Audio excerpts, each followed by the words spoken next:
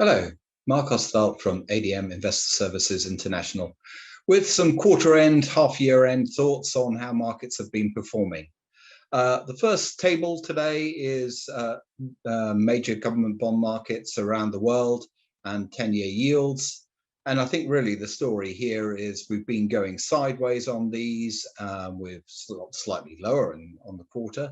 Most importantly, they offer nothing in the way of returns. Even the dollar rates on the Brazilian debt really is not particularly attractive given the risks associated.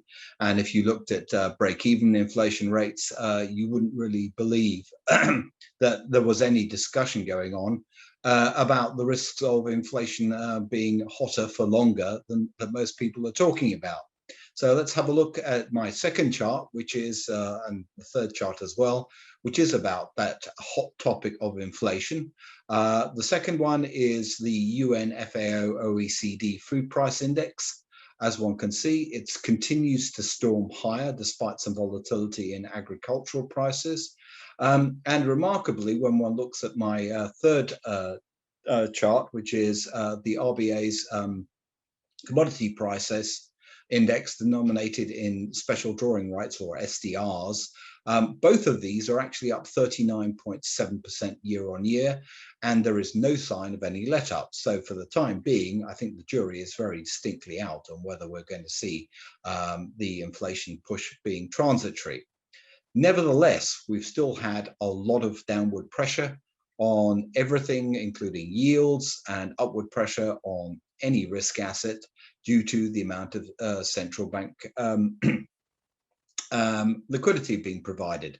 And in my fourth chart, what one can see is this is continuing to serve as a crusher of volatility, whether that's the VIX index or whether it's the MOVE index. The VIX index is definitely back to pre-pandemic levels, and the MOVE index is basically pretty subdued by any historical standards. It's a little bit more volatile, but I don't think it's anything particularly big to write home about.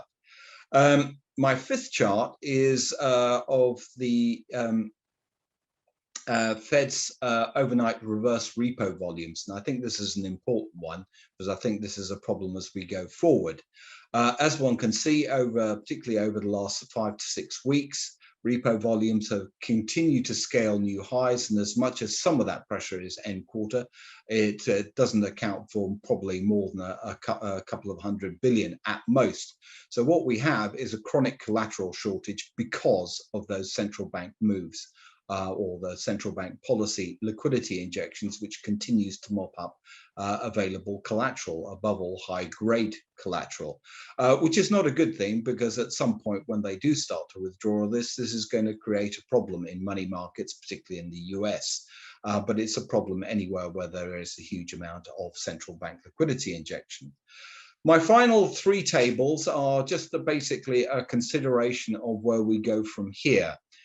They're about the regional central banks' policy rate expectations in terms of market implied policy rates. I kick off with the Americas. As one can see, the Fed is not expected to do anything over the next year, as one can see in that right-hand column, which has 1 year above it.